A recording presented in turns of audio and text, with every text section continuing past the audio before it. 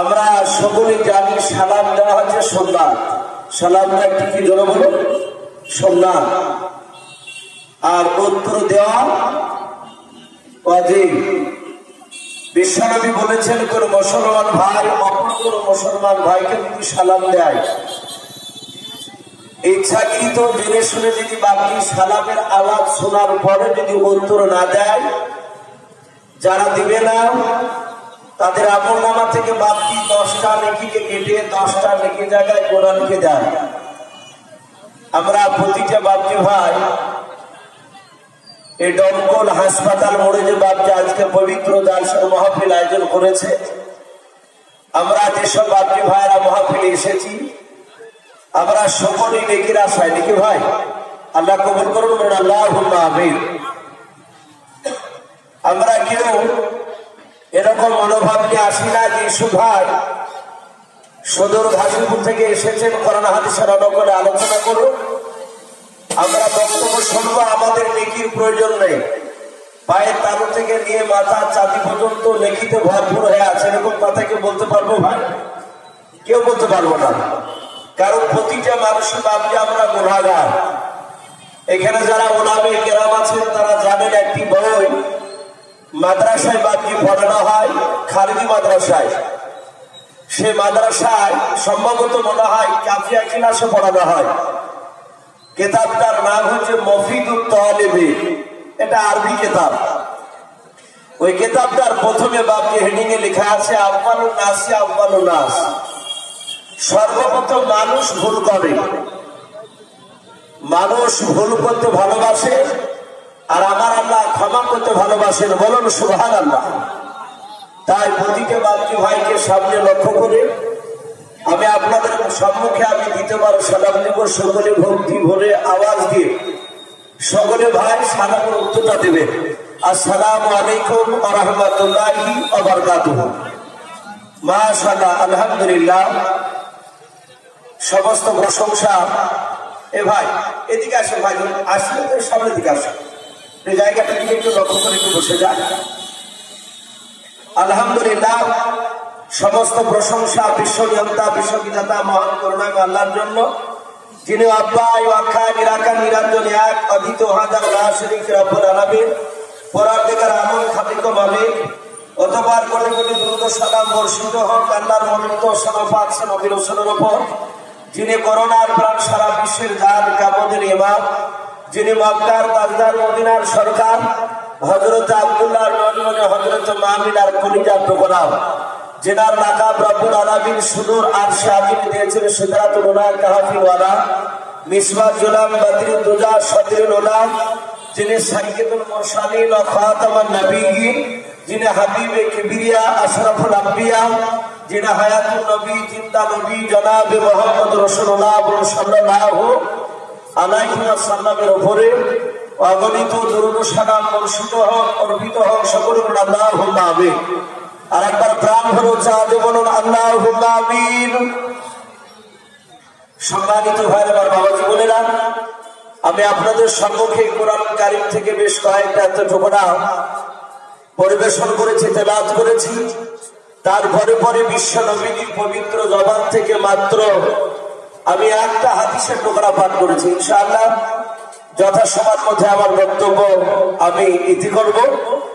আজকে যিনি আমাকে দাওয়াত করেছে, দাওয়াতটা প্রথম আমাকে করেছেন ফারুক ভাই মারফতি হয়েছে। ওনাকে হয়তো বলেছিলেন ইসু ভাইয়ের নাম্বারটা একটু ম্যানেজ করে দে। এই জালসার যিনি কমিটির লোক বাবু ভাই বলে বাপজি পরিচিত, ভোটের বেলা উনি আমাকে বাপজি যেদিন থেকে দাওয়াত করছেন সেদিন থেকে বলছেন ইসু ভাই আমাদের জালসা এসবকে বিশ্ব নবীর জীবনে আলোচনা করবে। সারা পৃথিবীর শ্রেষ্ঠ নবী জনাবে মুহাম্মদ রাসূলুল্লাহ সাল্লাল্লাহু আলাইহি ওয়াসাল্লামের পবিত্র জীবনী আপনি একটু আলোচনা করবেন। ইনশাআল্লাহ আগে আলোচনা বাদটি আমি রাখবো।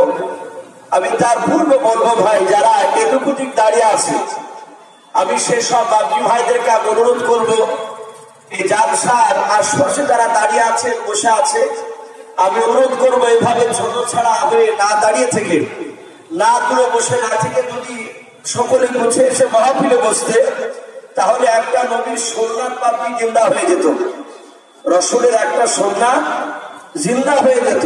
নবী বলেছেন এমন একটা সময় আসবে যে সময় একটা আমার উম্মাতরা যদি সুন্নাতকে জিন্দা করে, যারা আমার একটা সুন্নাত জিন্দা করবে তাদের আমলনামায় 100টা শহীদের সব লিখে দেওয়া হবে। বলুন সুবহানাল্লাহ।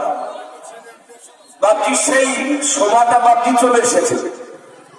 তার সাথে সাথে জালসার মাহফিল অত্যন্ত দামি মাহফিল। আপনারা যেমন বসে আছেন, আমার চেহারার দিকে চেয়ে আছেন যে দেখি সবাইকে আলোচনা করে শুনবো। আল্লাহ রাসূল সাল্লাল্লাহু তাআলা আলাইহি ওয়াসাল্লাম মসজিদে নববীতে বাপজি বক্তব্য রাখছিলেন। রাসূলের সামনে বাপজি শত শত সাহাবায়ে কেরাম বসেছিলেন। আল্লাহর নবী বললেন এখানে কোরআন এবং আমার সুন্নাতের কথা আলোচনা হয়। সে মাহফিলে যে কোনো মানুষ এসে যদি সুন্নাতের কায়দায় আদবের সহিত যদি এসে বসে যায়, যারা এসে বসবে সুন্নাতের কায়দায়, তাদের জীবনের পূর্বেকার গুনাহ আল্লাহ মাফ করবেন। জোরে বলুন সুবহানাল্লাহ। কথা বুঝতে পেরেছেন আমার? বিশ্বনবী শুধু এতটুকু কথা বললে, যেখানে কোরআন এবং আমার সুন্নাতের কথা আলোচনা হয়, সে মাহফিলে যে কোনো মানুষ এসে যদি সুন্নাতের কায়দায় যদি বসে যায় আদবের সহিত, যারা এসে বসবে তাদের জীবনের ভুল বেকার গুনাহ মাফ হয়ে যায়। ওখানে প্রায় 600-র উপরে বাকি সাহাবায়ে কেরাম বসা ছিলেন। সবাই নবীর চেহারার দিকে চেয়ে আছে। একজন সাহাবা, তার নাম কিতাবে এসেছে জাবের রাদিয়াল্লাহু তাআলা আনহু। আমরা হয়তো অনেকে ওনার মুখ থেকে ওনার নামটা শুনেছি। এই জাবের সাহাবা উনি মাহফিলের মাঝ থেকে বাপকে দাঁড়িয়ে বলেন, ইয়া রাসূলুল্লাহ, হাবিবাল্লাহ, বেয়াদবি হলে মাফ করবেন, আমি আপনাকে একটা কথা জানতে চাই। আমি কথা জিজ্ঞাসা করবো। আল্লাহ রাসূল বলেন, ও সাহাবায়ে কেরাম, ওখানে জাবের সাহাবা, চিন্তার কোনো কারণ নাই, ভয় নাই, তুমি বলো। সাহাবা জাবের রাদিয়াল্লাহু তাআলা আনহু হুজুর, আপনি বললেন যেখানে কোরআন এবং আপনার সুন্নাতের কথা আলোচনা হয়, সে মাহফিলে যে কোনো মানুষ এসে যদি আদবের সহিত বসে যায়, যারা বসবে তাদের জীবনের পূর্বেকার গুনাহ মাফ হয়ে যায়। আল্লাহর রাসূল আপনি এখানে আমভাবে বলেন, খাস ভাবে নয়। রাসূল একটু ভালো করে মন দিয়ে শোনো। ওয়াইন জানা ওয়াইন সারাকা, জোরে বলুন আলহামদুলিল্লাহ। আমরা হয়তো অনেকে বাপটি বুঝতে পারিনি যে ওয়াইন জানা ওয়াইন সারাকা এর মানে কি। সাহাবা রাসূলকে বাপটি প্রশ্ন করলেন, আল্লাহর রাসূল আপনি বলুন, চেনাকর ব্যক্তি আর চোর ব্যক্তি যদি এসে দ্বীনি মজলিসে জালসার মাহফিলে এসে যদি বসে যায় সুন্নাতের কায়দায়, তাহলে তাদের কি জীবনের গুনাহ মাফ হবে? ভাবতে পারেন সাহাবা কোথায় হাত দিয়েছে? এই যে আপনারা বসে আছে, আমি হাত উঁচু করতে বলবো না। যেসব বাপি ভাইরা আমার সামনে বসে আছেন জালসার মাহফিলে, আচ্ছা আমরা কি সবাই, আপনারা কি 5 ওয়াক্ত সবাই নামাজ পড়েন? বলেন, আছি আমরা এখানে সবাই 5 ওয়াক্ত নামাজি নাম নেই। এমন কিছু মাল আছে এখানে আমরা বছরকার 2 ঈদের নামাজ ছাড়া পড়ি না, এরকম লোক নাই। অনেক মানুষ মদ খায়, জালসা শুনতে যায় না, জেনাখোর জালসায় আসে না।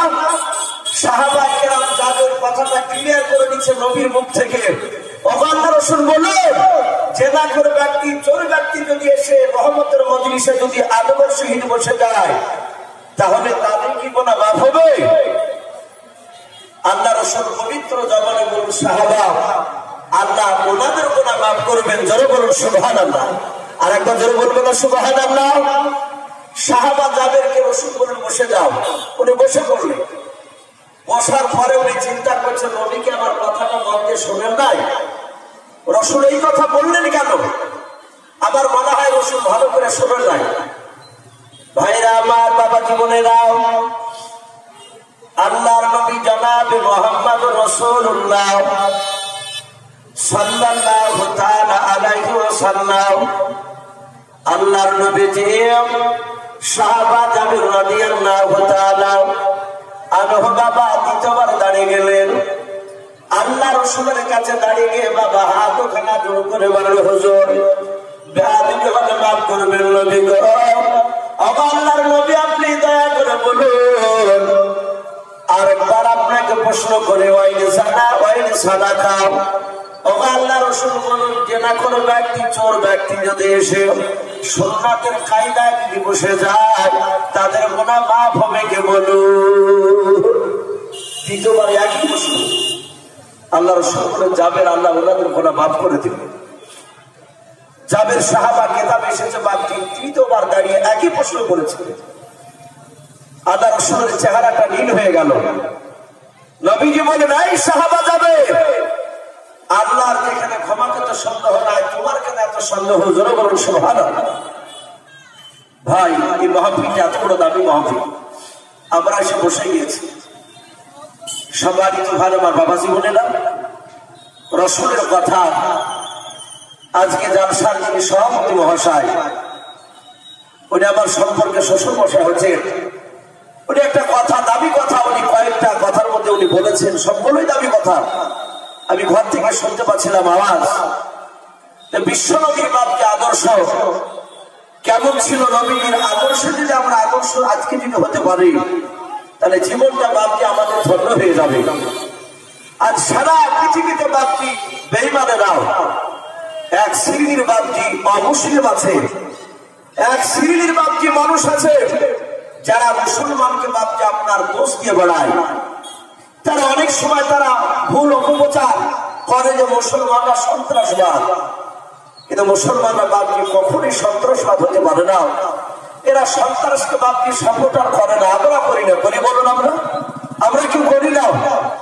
আমার বিশ্বনবীর চরিত্র এত সুন্দর ছিল ভাই, আমি আপনাদের প্রতিটা বাপজি ভাইদেরকে বলবো, এখনো যারা এদিকে ঘোরাঘুরি করছেন, ঘোরাঘুরি না করে সকলে একটু আমরা রহমতের মজলিসে এসে সুন্নাতের কায়দায় আমরা বসে যাই।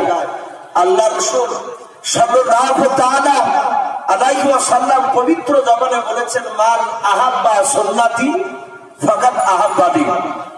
নবীজি বললেন যারা আমার সুন্নাতকে ভালোবাসলো তারা আমাকে ভালোবাসলো।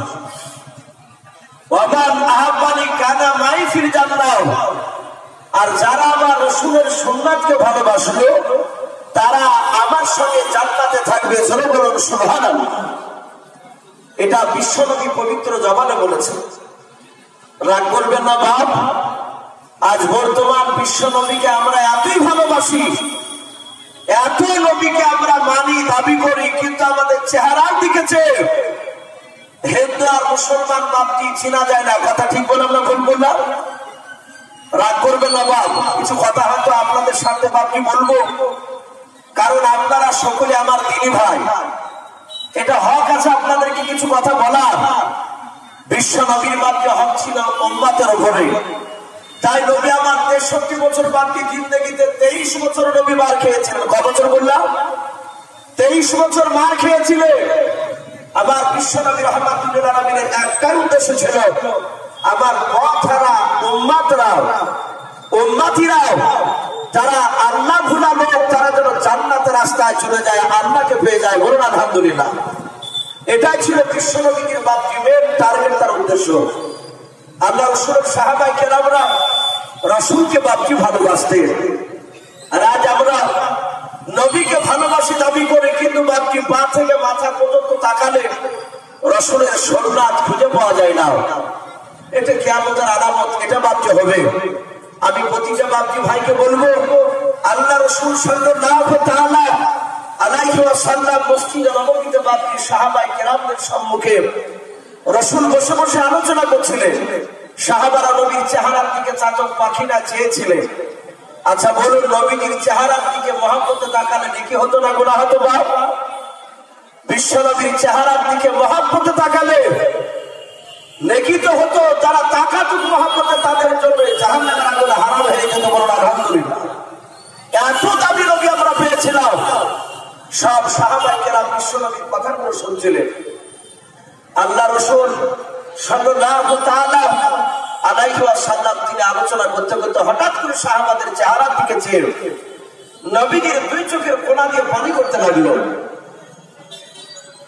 সাহাবায়ে কেরাম বিশ্ব নবীর চোখের পানিকে পড়া দেখে সহ্য করতে পারতেন না। সাহাবা আবু বকর তিনি রাসূলের ডান পাশে বসা ছিলেন। দাঁড়িয়ে বললেন, ইয়া রাসূলুল্লাহ, ইয়া হাবিবাল্লাহ, বেয়াদবি হলে মাফ করবেন নবী। আপনি বলুন, আপনি আমাদের চেহারার দিকে চেয়ে আপনি কেন কান্না করতে শুরু করলেন? বিশ্বনবী সাহাবাদের দিকে চেয়ে কাঁদছিলেন, চোখের কোণা দিয়ে পানি করছে। আমার বিশ্বনবী বললেন, সাহাবা, ওগো সাহাবাই কেরাম, আমি তোমাদের চেহারার দিকে চেয়ে কাঁদছি।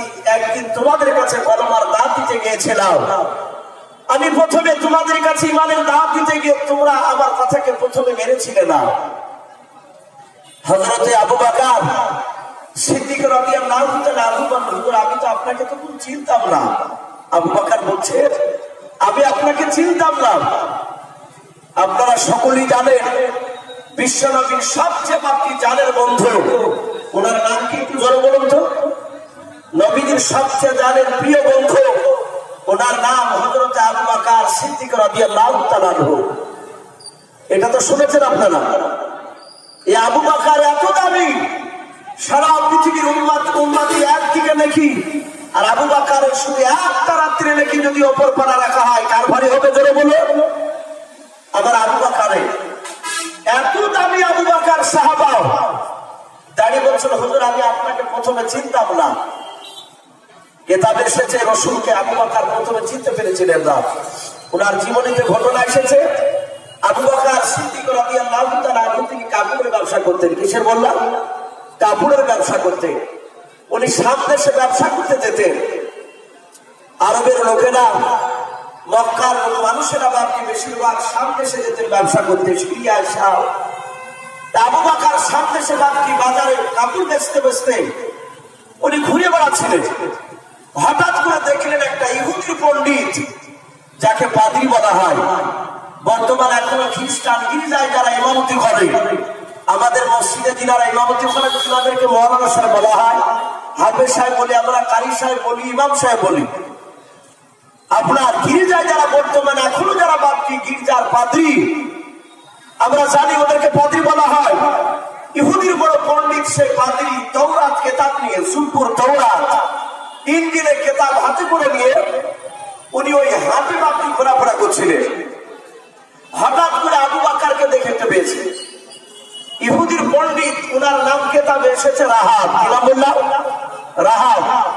সবচেয়ে বাকি মদিনার তিনি তৎকালীন সবচেয়ে বড় আলেম। কিতাবটা খোলার পরে আবু বকরের চেহারার দিকে তাকাচ্ছেন আর কিতাবের সঙ্গে মিলাচ্ছে। কাছে গিয়ে বলেন, ভাই যুবক, তোমার নাম কি? আবু বকরকে জিজ্ঞাসা করছে। বলে, আমার নাম আবু বকর। ইহুদির আলেমটা ডাকে দিয়ে বলেন, আচ্ছা ভাই, তোমার আব্বার নাম কি আবু কুহাফা? আবু বকরকে বলছে। আবু বকর সিদ্দিক রাদিয়াল্লাহু তাআলা আনহু বলেন, হ্যাঁ আমার আব্বার নাম আবু কুহাফা। ইহুদের আলেমটা বলছেন, ভাই একটু দয়া করে পেছন দিকের জামাটা একটু উঠাও, একটু তোমার জামাটা খুলে তোমার পৃষ্ঠ মুবারক একটু আমাকে দেখতে দাও। আবু বকর বলেন, ভাই আমি তোমাকে চিনিলাম, আর তুমি হঠাৎ করে আমার আব্বার নামটা কেমন করে জানতে পারলে বললাম? ইহুদের আলেম বলেন, ভাই আবু বকর তুমি আমাকে চিনো না? বলে দাও, আমার নাম হচ্ছে রাহাব পাদ্রী, এলাকার সবচেয়ে বড় আমি আলেম। আমি পণ্ডিত মানুষ, শুনে নাও।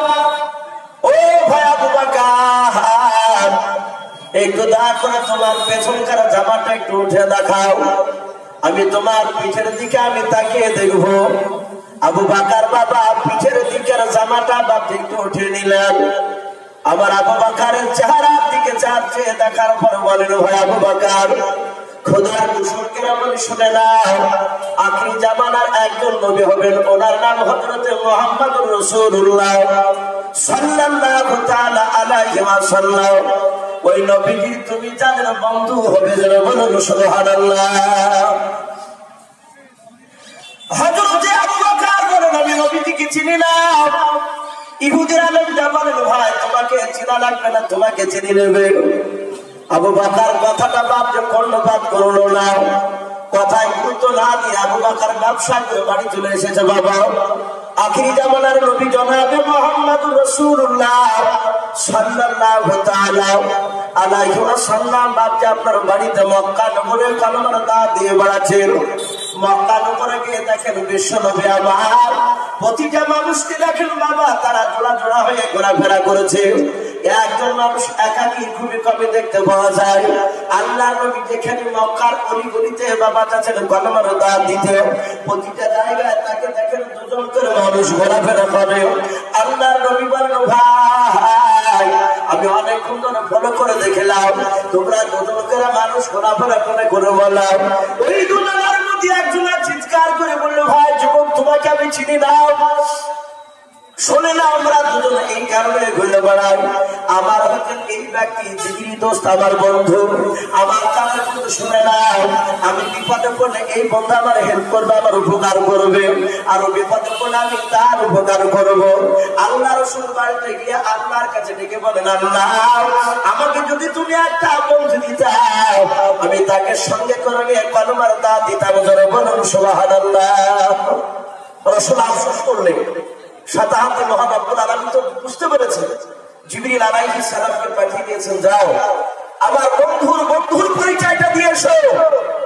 মক্কা নগরে অবকরা আবু ওহাবের সন্তান, তার নাম হচ্ছে আবু বকর, আমার বিশ্বনবী মুহাম্মদ সাল্লাল্লাহু আলাইহি ওয়াসাল্লামের জানের বন্ধু হয়ে যাবে। যাও তার পরিচয়টা দিয়ে এসো। যদি অস্বীকার করে তাহলে কি বলবে যে আবু বকরের পিঠে যদি দাগ থাকে কালো আগে, তাহলে জানবে ওই আবু বকর বিশ্বনবীর বন্ধু হয়ে দাঁড়াবে।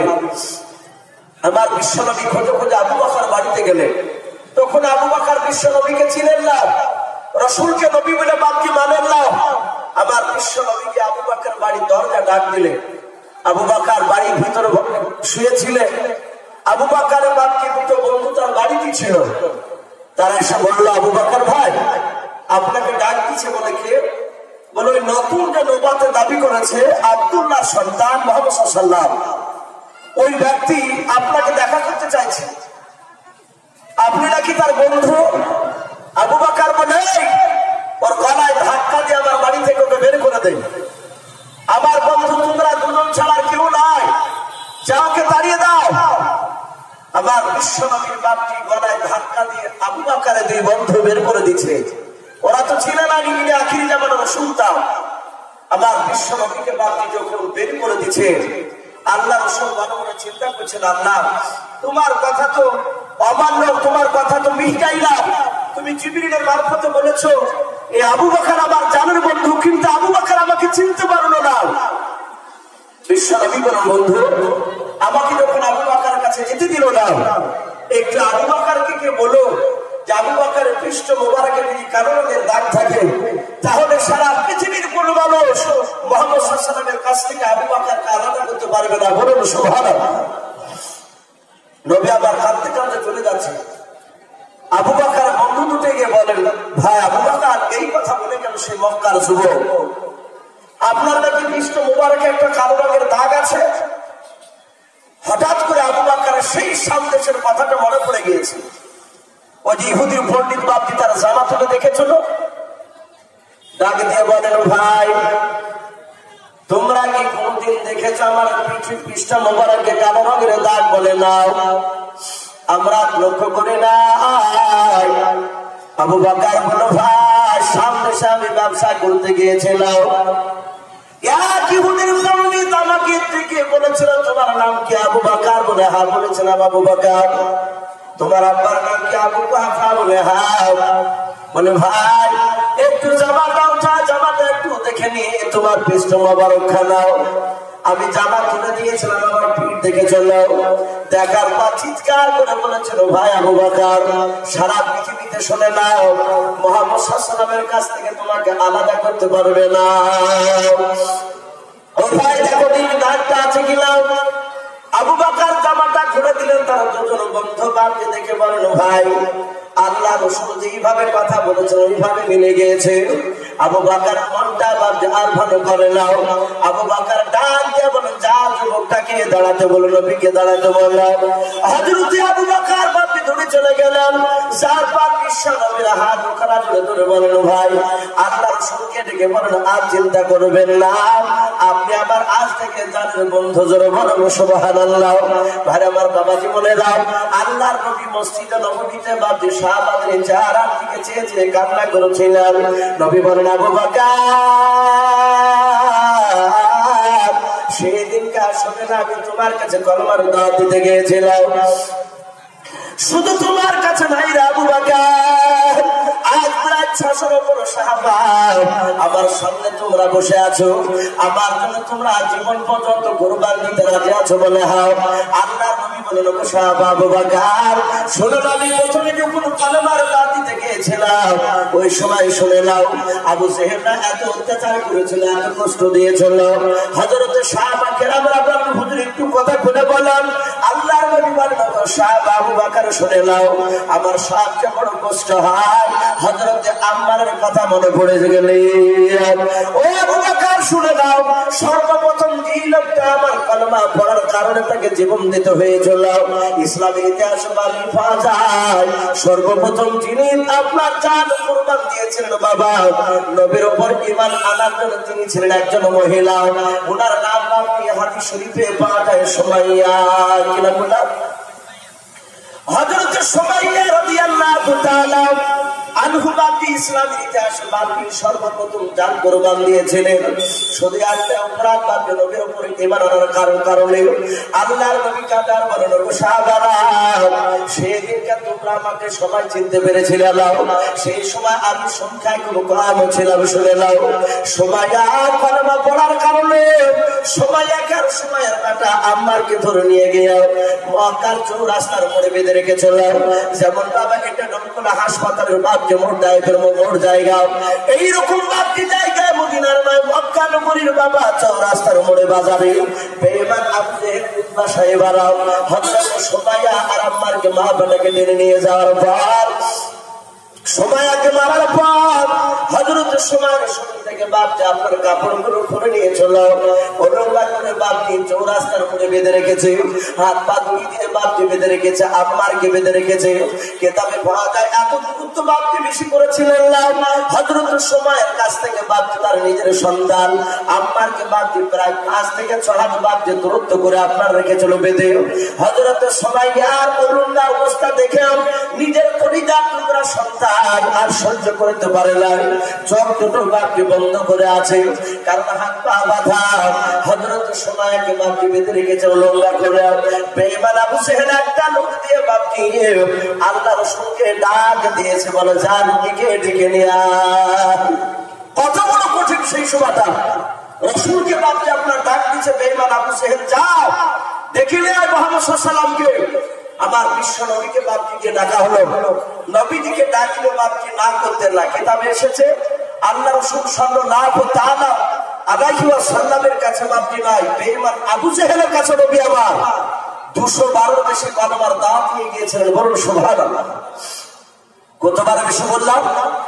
212 বেশি কলমার দাওয়াত নিয়ে গিয়েছিলেন। নামাজ পড়ার কথা বলতে গিয়েছে, কলমার কথা বলতে গিয়েছেন। একটা মানুষ আমরা হাত উঁচু করে বলতে পারবো যে ভাই একটা মানুষকে নামাজ পড়ার জন্য আমরা 20 বার ডাকতে গিয়েছি?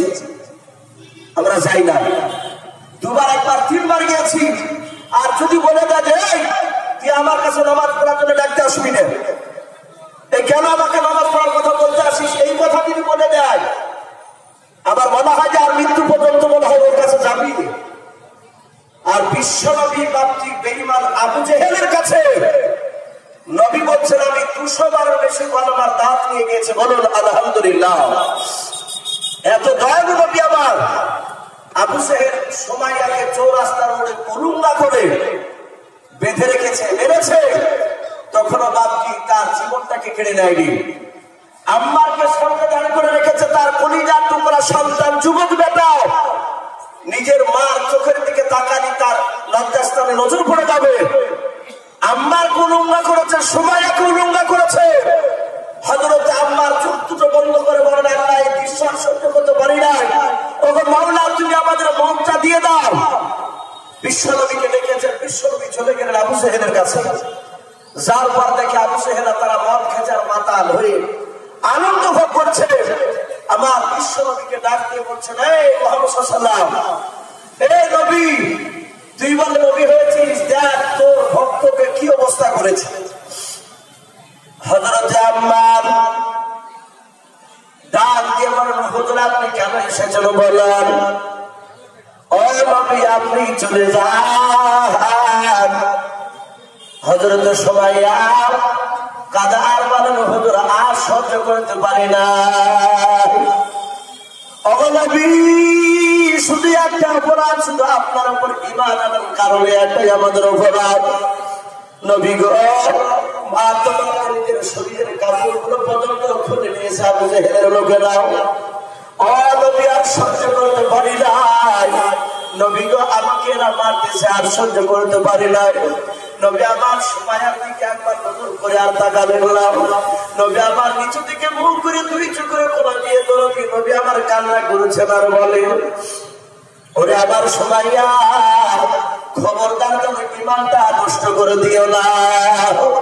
ও সুমাইয়া, মারতে মারতে যদি তোমাকে শেষ করে দেয়, যদি শহীদ হয়ে যাও, আল্লাহ কিয়ামতের ময়দানে শুনে নাও, তোমাকে জান্নাতুল ফেরদাউসে জায়গা দিবেন আল্লাহ, আর সবচেয়ে দামি কাপড় তোমাকে জান্নাতে আল্লাহ পরাবেন। জোরে বলুন সুবহানাল্লাহ। আল্লাহর নবীজি বাপকে ধৈর্যের সবুর করার কথা শোনালেন। নবী আমার সেখান থেকে বাপকে চলে আসলেন। বেঈমান আবু জেহেল বাপকে নবীজি চলে আসার পর সময়ের লজ্জাস্থানে বাপকে বর্ষা মেরে দিল, বলল মেরে দিয়ে বাপকে সময়কে দুনিয়ার মুখ থেকে বিদায় করে দিল। পড়ুন ইন্না লিল্লাহি ওয়া ইন্না ইলাইহি রাজিউন। আল্লাহর নবীর বাপকে শুনতে পারেন সময় আর বেঁচে না। আল্লাহর নবী হাত তুলে দোয়া করলেন, মওলা আমি সময়ের দৃশ্যটা নিজে চোখে দেখে এসেছি। মওলা, ওগো মওলা, কিয়ামতের ময়দানে হযরত সুমাইয়াকে তুমি সবচেয়ে দামি জান্নাতখানা তুমি দান করবা। আল্লাহ কবুল করে নিয়েছেন বাবা। আমি বলছিলাম বিশ্ব নবী আমার সাহাবাদের দিকে চেহারার দিকে চেয়েছে। আল্লাহর নবী বাপকে কান্না শুরু করে দিলেন। হযরত আব্দুল্লাহ আবু বকর বাপকে চোখের পানি মুছতে লাগলেন। ডাক দিয়ে বলেন, নবী আর কান্না করার এখন সময় নাই। ও আল্লাহর নবীকে আর কান্না করতে হবে না, চোখের পানি আপনাকে আর ফেলতে হবে না, কারণ এখন হাজার হাজার লক্ষ লোক আপনার সাহাবায়ে কেরাম সাহাবিয়া কেরাম আপনাকে সকলে নবী বলে মেনে নিয়েছে।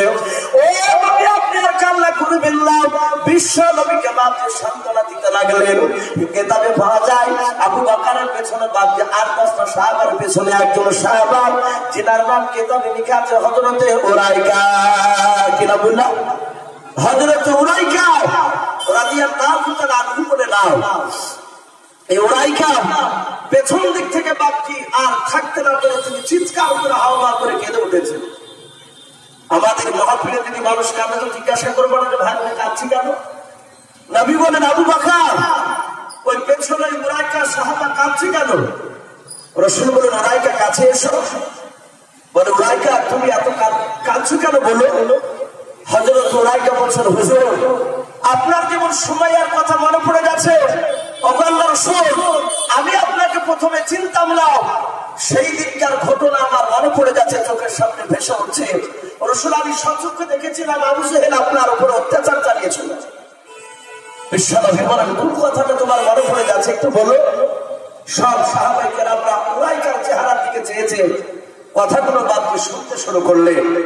উরাইকা বলছেন, হুজুর আজ বাড়ি আমার মদিনাতে, কিন্তু এই মদিনাতে সর্বপ্রথম আমার বাড়ি ছিল না, আমার বাড়ি ছিল শাম দেশে। যে শাম দেশের কথা বলছিলাম, হযরতে উরাইকা বলেন আমার বাড়ি শাম দেশে। এই ঘটনাটা বাপকে লেখা আছে হায়াতুস সাহাবা বলে একটি কিতাব। ওই কিতাবটিতে বাপকে ঘটনাটা এসেছে। হযরতে উরাইকা বলেন, হুজুর আমার দেশে আবু জেহেলও ব্যবসা করতে দিত। আবু জেহেল ব্যবসা করতে গিয়ে আমার সাথে বন্ধুত্ব তৈরি হয়।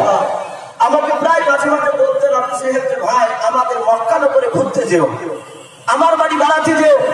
তা আমি হঠাৎ করে একদিন ঘুরতে চলে আসলাম। আমাদের এলাকার ছেলেরা বাপি দেখেন সৌদি, অনেকে কেরালায় চেন্নাই দুবাই কাজ করতে যায়, তাই না? অনেক সময় দেখা যায় কেরালা থেকে বাপটি মানুষ এই মুর্শিদাবাদে ঘুরতে আসে।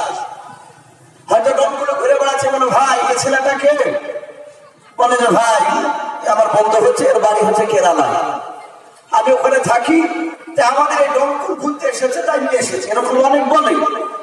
তো হযরত উরাইকা বলেন, হুজুর আমি সেদিন ঘুরতে ঘুরতে আমি মক্কা নগরে আবু জেহেলের বাড়ি চলে আসলাম।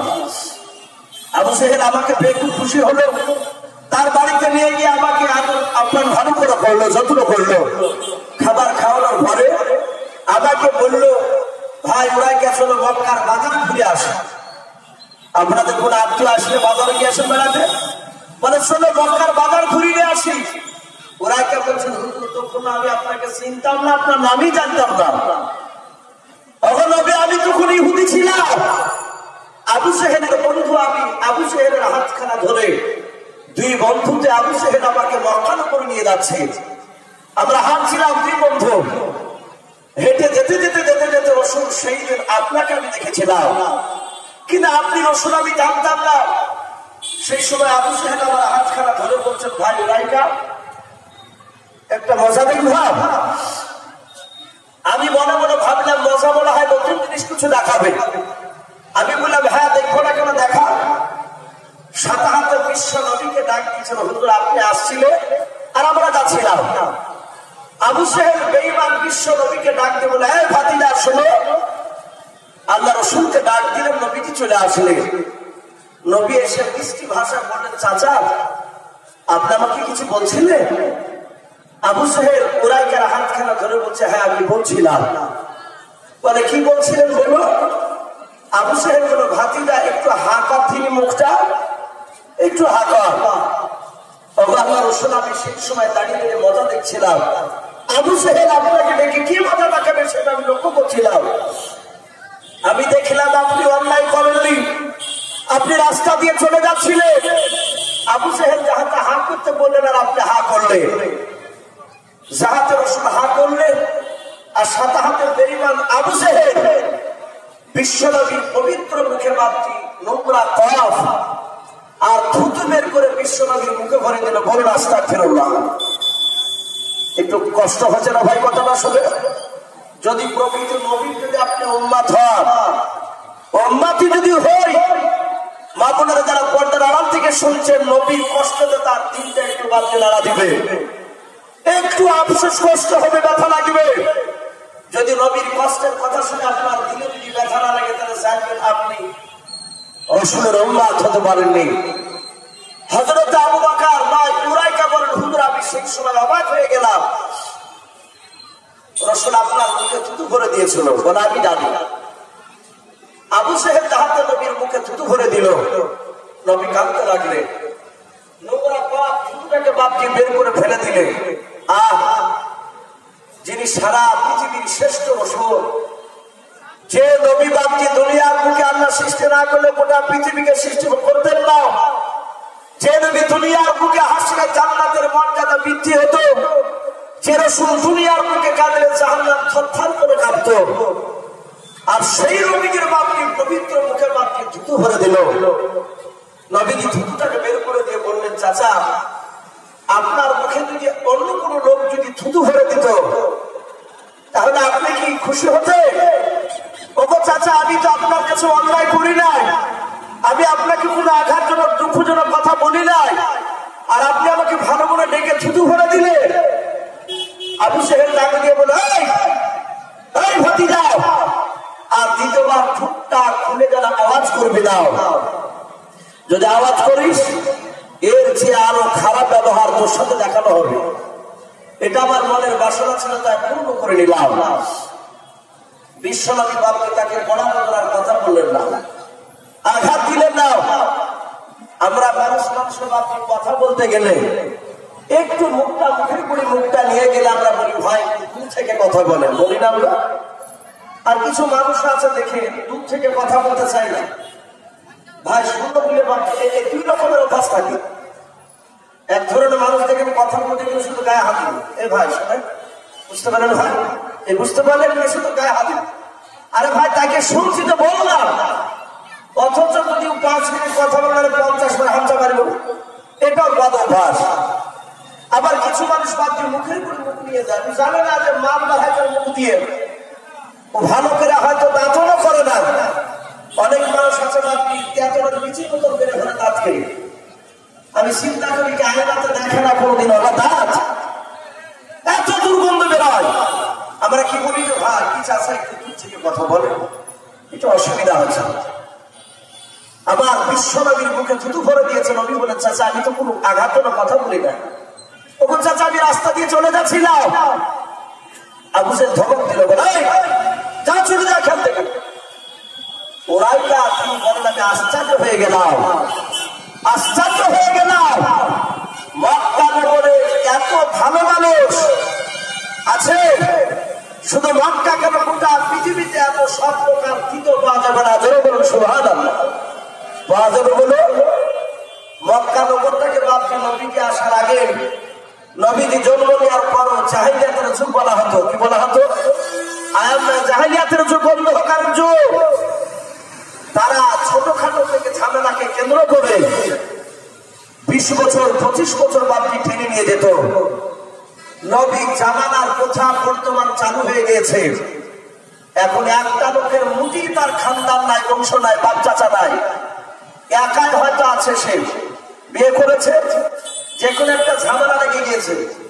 যে লোকটা একাই লোক নাই, তার পেছনে অনেক লোক হয়ে যাবে। যাবে কি যাবে না বলো?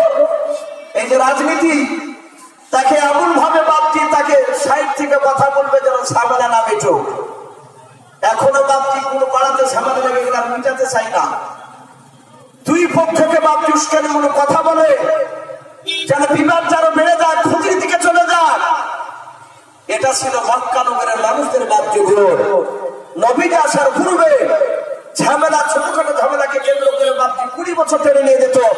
একটা বড়রা বাপটি বলতো না ঝামেলাটা খেলতে করে দে, বন্ধ করে দে। কথা ভাই আমার বুঝতে অসুবিধা হচ্ছে আপনাদের? একটা মানুষের বাপটি ঝামেলা মেটানোর চেষ্টা করতো না। বিশ্ব নবীর জীবনীতে বাপটি এসেছে, নবীর তখন বয়স মাত্র 8 বছর বয়স। হতে বললাম বিশ্ব নবীর বয়স তখন 8 বছর। আচ্ছা বলেন, নবীকে 8 বছর বয়সে তিনি নবী ছিলেন? কথা বলো। মক্কার লোকেরা জানতেন যে এই নবীটা? জানতেন না। 40 বছর বয়স যখন নবীর পূর্ণ হলো, কোরআন নাযিল হলো, তারপরে নবুয়তটা প্রকাশ হলো। কিন্তু 4 বছর বয়স, 8 বছর বয়সে মক্কার লোকেরা জানতেন না যে ইনি নবী, কিন্তু জানতেন যে ইনি সৎ ছিলেন। নবীর ছোট থেকে তার চরিত্র বাক্য এলাকাতে প্রচার হয়ে গিয়েছিল। নবীর ব্যবহার 8 বছর বয়সে বাপকি রসুলের বয়স তখন নবীজির দাদা মরেননি। নবীজির দাদা আব্দুল মুতালিব তখন জিন্দা ছিলেন। কিতাবে এসেছে তৎকালীন সেই সময় কাবা শরীফের বাপকি মুতাল লিখেছিলেন আব্দুল মুতালিব, নবীজির দাদা। কাবা শরীফকে দেখাশোনা করতে আল্লাহ রসুল হঠাৎ করে দেখছেন তার দাদু মনটা ভারী করে বাড়িতে প্রবেশ করছে। নবীজি তার দাদা আসিল রসুল ধরে যেতে, কোলে গিয়ে বসতেন। আব্দুল মুতালিব কোলে নিয়ে বিশ্ব নবীকে চুমা দিতে। আমার নবীজি 8 বছর বয়সে নবী না হলেও, প্রকাশ না হলেও তিনি কিন্তু নবী ছিলেন। এখানে ওলামায়ে কেরাম হয়তো আছেন, কথাগুলো হয়তো রেকর্ডিং হচ্ছে। আমার মিরকাত বলে বাপকে একটি কেতাব সম্ভবত মনে হয় মওলানা ক্লাসে নাহামিরে আপনার পড়ানো হয়। নাহামিরকে হেদায়েতের লোক। ওই মিরকাতের খুতবাতে বাপকে একটা হেডিং দেওয়া আছে, প্রথমেই লেখা আছে আল্লাহর নবী বলছেন আমি তখনও নবী রাসূল ছিলাম যেই সময় আদম আলাইহিস সালাম পানিতে এবং মাটিতে মিশ্রিত অবস্থায়, অর্থাৎ কাদা, আদম নবীকে তৈরি করতে যখন যাচ্ছিলেন আল্লাহ কাদার অবস্থায় ছিলেন, ওই সময় আমি নবী রাসূল ছিলাম। জোরে বলুন আলহামদুলিল্লাহ। আর জোরে বলুন আলহামদুলিল্লাহ। কিন্তু বাপকে বিশ্ব নবীর নবুয়তটা 40 বছর বয়সে প্রকাশ হয়েছিল। 8 বছর বয়সে নবী বলছেন ওগো দাদু আপনার মনটা ভারী কেন? আব্দুল মুতালিব বলছেন ভাই, কাবা শরীফের মক্কা নগরে কাবাতে একটা পাথর আছে, যে পাথরটা হাজী সাহেবরা হজ করতে গিয়ে চুমা দেয়। পাথরটার নাম জানেন বাপ? অনেকের হয়তো মনে নাই। হাজরে আসওয়াদ। হাদুর শব্দের অর্থ হচ্ছে বাপজি পাথর, আর আসওয়াদ এটা আরবি ভাষায় বলো, এর শব্দের অর্থ হচ্ছে কালো। কালো পাথর, ওটাকে আরবিতে বলা হয় হাজরে আসওয়াদ। কিন্তু কেতাব বলছে বিশ্বনবী বলেন পাথরটা প্রথমে কালো ছিল না, এই পাথরটা হচ্ছে জান্নাতি পাথর। বলুন সুবহানাল্লাহ। এই পাথরটা জান্নাত থেকে বাপকে এসেছিল। পাথরটাকে তখন বলা হতো হাজরে আবিয়াস, সাদা পাথর। এই পাথরটা হাজি সাহেবরা হজ করতে গিয়ে বাপকে চুমা দেয়। আমার বিশ্বনবী বলেন, হজ যদি মানুষেরা করতে যায়, তাদের বাবা টাকাতে যদি ভেজাল না থাকে, তার নিয়াত যদি আপনার সঠিক হয়, অনেক মানুষ বাপকে হারাম টাকা উপার্জন করে হজ করতে যায়, তাই না? লক্ষ লক্ষ টাকার মালিক টাকাটা উপার্জন করেছে সব অবৈধ রাস্তায়। আমাদের এলাকায় একটা সমাজ প্রথা বাপকে কথা উঠে ভেসে বেড়াচ্ছে। অনেকে বলে চাচা হজে যাচ্ছেন, বলে হ্যাঁ, বলে হজে যাচ্ছেন তো কি নিয়ে যাচ্ছেন, বলে আমার টাকা আছে। বেটা চাকরি করে কিংবা হয়তো বেটা বিজনেস করে, বলে চাচা ওই টাকা নিয়ে হজ করতে গেলে হজ পড়া হবে না। বলে কি করতে হবে, বলে হয় আপনার গাছ না হলে জমিকে বিক্রি করে যেতে হবে।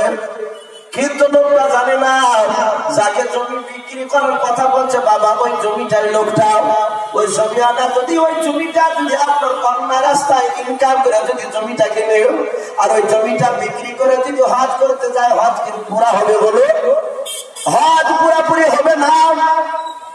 আল্লাহর নবী বলেন, যাদের টাকাতে ভেজাল থাকে না, বেটার হক মেরে আরেক বেটাকে দেয় না, বিটির হক মেরে বাবা বেটাকে দেয় না, এইরকম যদি মানুষ যদি আপনার খালিস নিয়াতে হজ করতে যদি যায়, আল্লাহ রাসূলকে খুশি করার কারণে, আল্লাহকে রাজি করার কারণে, আমার বিশ্বনবী বলেন ওই লোকটা ওই হাজার আসওয়াদ পাথরটাতে গিয়ে যদি আপনার শোনা যায়, মানুষের ভিড়ের কারণে যদি চুমা দেওয়া যদি চান্স না পায়, যদি আপনার কাছে যদি পৌঁছাতে না পারে, শুধু একটু এইভাবে যদি ইশারা করে যদি আপনার দেখায়, ওই পাথরে এমন একটা ম্যাগনেট ফিট করে রেখেছেন বাবা, হজবাদী হাজিদের দেখি কোনো বাবা নাই, গোনা কোনো পাথরে টেনে নিয়ে কালো হয়ে যায়। বলুন আলহামদুলিল্লাহ। ওই পাথরটা হাজার আসওয়াদ কালো পাথর, কালো হয়ে গিয়েছে বাবা, দেখি গুলো কোনায় তোলাগুলোকে টেনে টেনে টেনে টেনে বাবা ওই পাথরটা নিয়ে ঝামেলা শুরু হয়েছে। নবীজির দাদা বলেন, ওগা আমার শুনে নাও ভাই, দাদু ভাই, মক্কা নগরে কাবা শরীফের পাথরটা সরাতে হবে। সরানো হয়েছে, ওই জায়গা থেকে আরেকটা নির্ধারিত জায়গায় যেখানে রাখা হবে, ওই পাথরটা যেই জায়গায় ছিল ওই জায়গায় নিয়ে যাওয়া হবে। মক্কা নগরে চারটা গোত্রের নেতা, চারটা দলের নেতা, তারা চারজনে ঝামেলা শুরু করে দিয়েছে রে ভাই। একদিন না দুই দিন নাই, আজ 17 দিন থেকে ঝামেলা শুরু করেছে। বিমান শান্তি বলে, চার নেতা বলে আমি টানবো, একজন বলছে আমি টানবো, বলে আমার বাহুর বান আছে, বংশের বান আছে, তোকে টান দিয়ে বলে আমি টানবো পাথর। আরেকজন বলে আমি টানবো। তখন দাদু ভাই এইভাবে চারজন ঝামেলা শুরু করেছে, কাকে দিয়ে টানাবো এখন পর্যন্ত সমাধান করতে পারেনি। নবী বলেন, দাদু কবে থেকে? বলে 17 দিন হয়ে গেল। আল্লাহ রাসূল 8 বছরের বাবা নবী আমার বিশ্ব নবী বলেন, দাদু আমাকে কালকে সকালবেলা নিয়ে যাবে। সকালবেলা কি ওরা থাকবে? বলে হ্যাঁ সবাই থাকবে, প্রায় শুধু 4 মুড়লের নাম, 4 মুড়লের সব খানদানের লোকেরা থাকবে, গ্রামের মানুষেরা থাকবে, হাজার হাজার মানুষ সেখানে জমা হচ্ছে। ঝামেলা শুরু হয়ে যাচ্ছে, কিন্তু মীমাংসা কেউ করতে পারে না। আল্লাহ রাসূল বাপটি সকালবেলা চলে গেলেন আব্দুল মুত্তালিবের হাত ধরে। 8 বছরের ছেলে নবী আমার 4 মুড়লের সামনে আগে গিয়ে বলেন, ভাই আপনারা পাথর নিয়ে ঝামেলা বেঁধেছেন? বলে হ্যাঁ। বলে কবে থেকে? বলে 17 দিন থেকে। কে সরাবে? বলে আমি। আরেকজন বলে না, বলে আমি সরাবো। আরেকজন বলে আমি সরাবো। আরেকজন বলে আমি সরাবো। এইভাবে 4 জনের যখন শুরু হয়ে গেল বাবা ঝামেলা, নবী স্পটে গিয়ে সব কথাগুলো বাপকে শুনলেন। বিশ্ব নবী আমার হাত জোড় করে বলেন, তো ভাইয়েরা দয়া করে একটু আমার কথাটা কি শুনবেন? বলে কি? বলো। 4 মুড়লে ডাক দিয়ে বলেন, এই বাবা, এই মুহাম্মদ সাল্লাল্লাহু আলাইহি ওয়াসাল্লাম, তুই ছোট ছেলে কেমন করে বিচার করবে বল? বিশ্ব নবী বলেন, চাচা আপনারা কেউ কথা বলবেন না, আপনারা সকলে বাড়ি চলে যান। আগামীকালকে সকালবেলায় বাড়ি থেকে যেই ব্যক্তি কাবা শরীফে আইসা হাজির হতে পারবে, যে আগে আসতে পারবে, ওই লোকটা পাথরটা নির্ধারিত জায়গায় নিয়ে গিয়ে রেখে দেবে। 4 মুড়লে বলে, এত সহজ কাজ, রাত্রিবেলায় ঘুমাবো না, এখানে থেকে যাবো? নবী বলেন, না না, এখানে থাকা যাবে না, সবাইকে বাড়ি চলে যেতে হবে, সবাই বাড়ি চলে যান। আল্লাহর নবী বলেন, গো চাচা, শুধু আপনারা 4 জনা গেল, মক্কা নগরের প্রতিটা মানুষের পাথরের উপর হাত রয়েছে চাচা, আপনারা মুড়লগুলো পাবেন তা নাই, কিন্তু শুনে না যে আগে আসতে পারবে সেই এই জায়গায় যে পৌঁছাবে বড় বানায় ওই ব্যক্তি পাথরটা নিয়ে যাবে। বলে অসুবিধা নাই। 4 বোনের বাপি তাদের আপনা কোন বংশের লোক নিয়ে চলে গেল। 4 খানদান বলল শুনে নাও, আমরা কেউ যাবো না, আমাদের নেতা যাবে। ও বলে আমাদের নেতা যাবে। এ বলে রাত্রিবেলায় বাবা তারা বিছনা শুয়ে গিয়েছেন, তারা ঘুমাবো না বলে, কিন্তু আল্লাহ তাদেরকে ঘুম দিয়ে দিয়েছেন। আল্লাহর নবীটা নবী মুহাম্মদ রাসূলুল্লাহ সাল্লাল্লাহু তাআলা আলাইহি ওয়াসাল্লাম 8 বছরের বাচ্চা সন্তান নবী আমার বিছানায় চাদর ঘর করে বাঁধে শুয়েছিলেন, গলা ধরে শুয়েছিলেন। আল্লাহর নবী কখন উঠে গিয়েছেন আব্দুল মুত্তালিব টের পায়নি, জানতে পারে নাই। প্রতিদিন সকালবেলা আব্দুল মুত্তালিব বিশ্ব নবীকে বাপজি ডাকাতেন ডাকতেন। আল্লাহ রাসূলকে বাপজি সকালবেলা বিছানা আর দেখতে পাইলাম। আব্দুল মুত্তালিব বলেন কি হলো, আমার দাদুকে কেন দেখতে পাওয়া যায় না? বলে জানি না। সবাই মিলে বাপজি 4 গোত্রী নেতা ভাবছে আমি সবার আগে চলে যাব। সবাই বাপজি যাওয়ার পর দেখে বিশ্ব দরদি নবী আমার বসে আছেন। জোরে বলুন সুবহানাল্লাহ। 4 নেতা বাপি দিয়ে হাজির হয়ে গেল। আল্লাহ রাসূলকে বাপি আগে দেখে যেন বসে আছেন। নবী আমার দেখলেন হাজার হাজার মানুষের সবাই একত্রিত হয়েছে, জমা হয়েছে।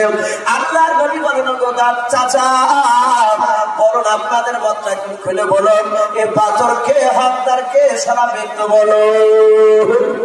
4 জোড়ার আওয়াজ বড় হয়ে গেল। বলো বাবা শর্ত অনুযায়ী তুমি বাবা? বিশ্ব নবী বলেন আমি বাবা। বলে হ্যাঁ। বলে দাদু শুনে না, ঝামেলা এবার মিটে যাবে, আর চিন্তার কোনো কারণ নাই। ওগো আমার দাদু একটা চাদর নিয়ে আসো। একটা চাদর নিয়ে আসা হলো। আল্লাহর নবী বলেন দাদু চাদর তাদের পাথরটা করে উঠান। চাদরের উপর পাথরটা তুলে দিলেন। বিশ্ব নবী বলেন দাদু এবার আপনি পাশে সরে যান। পাশে সরে দেওয়ার পর নবী আমার 4 বোনকে বাপকে ডাক দিলেন।